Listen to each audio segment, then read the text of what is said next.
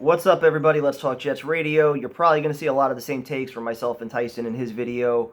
Thank you to everybody that joined us today. I wish it was a better stream. I wish we had a little bit more fun, but I don't know. Starting with the head coach, I don't understand what his motive is or what the goal is by constantly going out there in the press and giving the same answers, trying to convince the fans that what they're seeing is not reality.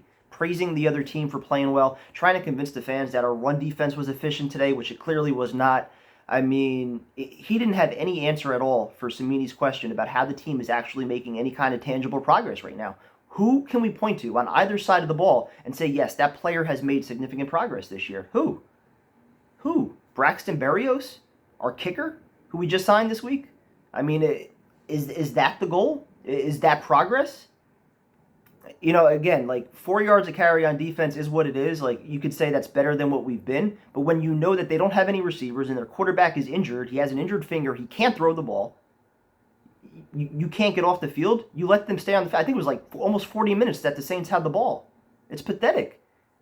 And again, like on offense, you have veterans there. Don't tell me about all the young guys. Keelan Cole's a veteran. Jamison Crowder's a veteran. Your tight ends are veterans. Ty Johnson, he's been around. Like, these are not all rookies that are out there. So this is just ridiculous. This was not progress. This was another step back. Zach Wilson looked like absolute dog shit today. Yes, he did not have any help. We could start with that because I know I'll probably get shit for being too negative on him. Yes, he did not have help. His top two receivers were out. His top two running backs were out. There were at least 3 drops from Ty Johnson. DJ Montgomery had another 2 drops. Guys were not helping him, which is fine. But you also saw a number of other plays where he had the fucking bounce, the 3-hopper on the screen pass. Ryan Griffin, he snuck out on another play. He was about 5 yards in front of Zach Wilson, wide open, nobody in front of him. And he does like a quick throw, rushes it, throws it in the dirt. Another ball, goes sidearm, sails it over Crowder's head. Like the easy, simple throws within 10 yards that we've been talking about all season long. These should be elementary. These should be basic. He should be completing these throws. These are the easy plays. The plays that LaFleur designs and gets guys open with. And he's not able to hit these. I mean, what progress can we really point to as coaches? Like, as a coach, as Coach Saleh stands up there and says, yes, we're making progress. Guys are getting better. Who can you point to and really say that they're making progress? And another thing, why is Quinnen Williams out there after he gets hurt?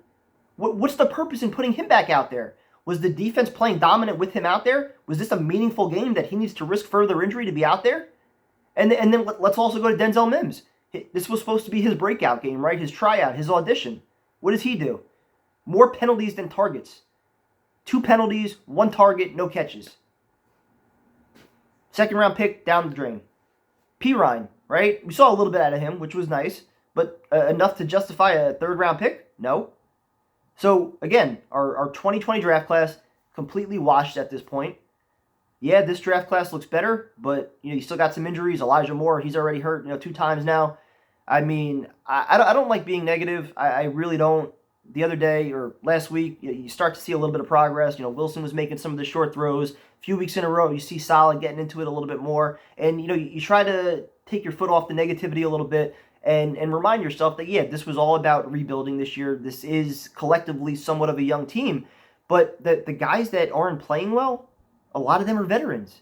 And you look around the league, and there are way too many other teams with a lot of young players that are at least competitive, where their coaching staffs are a little bit more aggressive with their play calls. We can also go to time management, which was where I think the game was completely fucking lost. You get the ball back with 4 minutes left in the first half, down 10-3.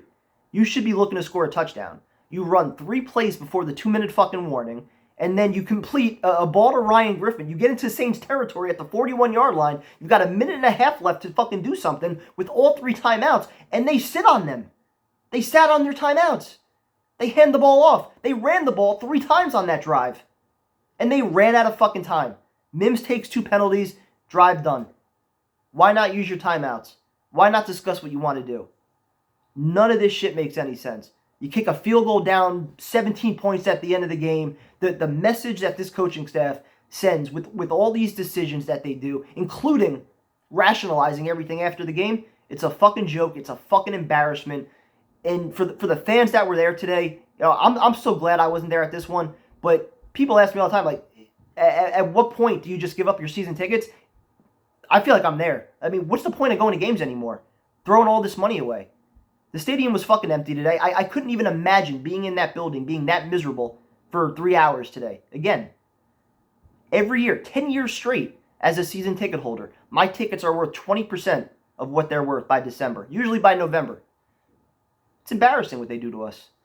Talk to you guys later.